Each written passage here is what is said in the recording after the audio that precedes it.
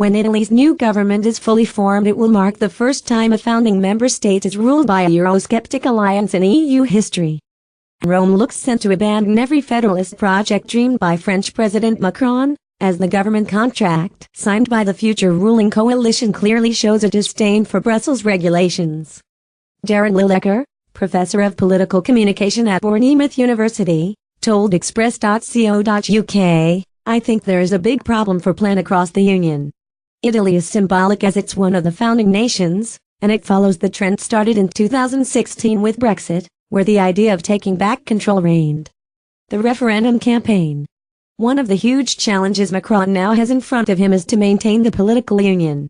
Anti-establishment Five-Star Movement and far-right Liga, who are set to form together a government, have promised their voters to battle the EU over its financial and immigration policies. In the past, have both been open to the possibility of Italy holding a referendum on the euro. And in a blow to Brussels, newly appointed Prime Minister Giuseppe Conte said he will be Italians' defense attorney who will defend their interests in all the European bodies.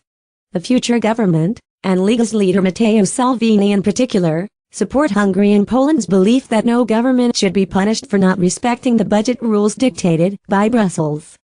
Emmanuel Macron's European dream is set to be frustrated by Italy's next government. These positions are in stark contrast to the reforms desired by Mr. Macron. Among them, there is the creation of an European army, of a new finance minister and the establishment of a joint euro budget zone.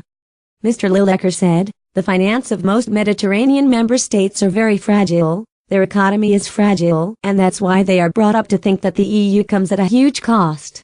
Italy is in a similar position with Spain and Greece. They are all been handled quite badly by the EU, which led them to think the EU was not a good thing for them, lowering the possibility of working towards a greater union."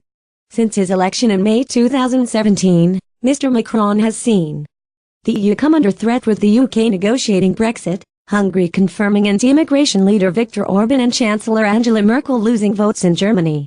When asked what could Mr. Macron do to maintain his dream of a more united Europe alive, Mr. Lineker said, one of his main weapons is the charm offense.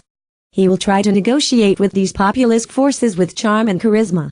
The French president deployed a similar technique with his U.S. counterpart Donald Trump, bonding with him despite their ideological differences. But Mr. Macron's chances of success with a charm offensive may not be as high on the continent. Mr. Lineker said, "With EU members it will be much harder, because there is the perception in the bloc of an unbalance of power, as France and Germany are seen as controlling forces, seen with more suspicion in Europe than in the US."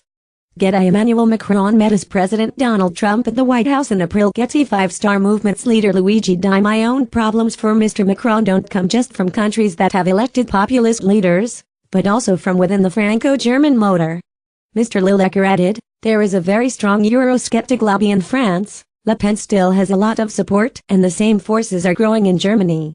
The situation is quite fragile across the whole continent."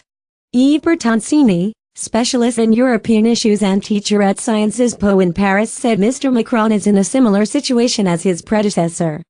She said, "He wanted to be an architect of Europe. He will be like his predecessors in firefighting to cope with crises."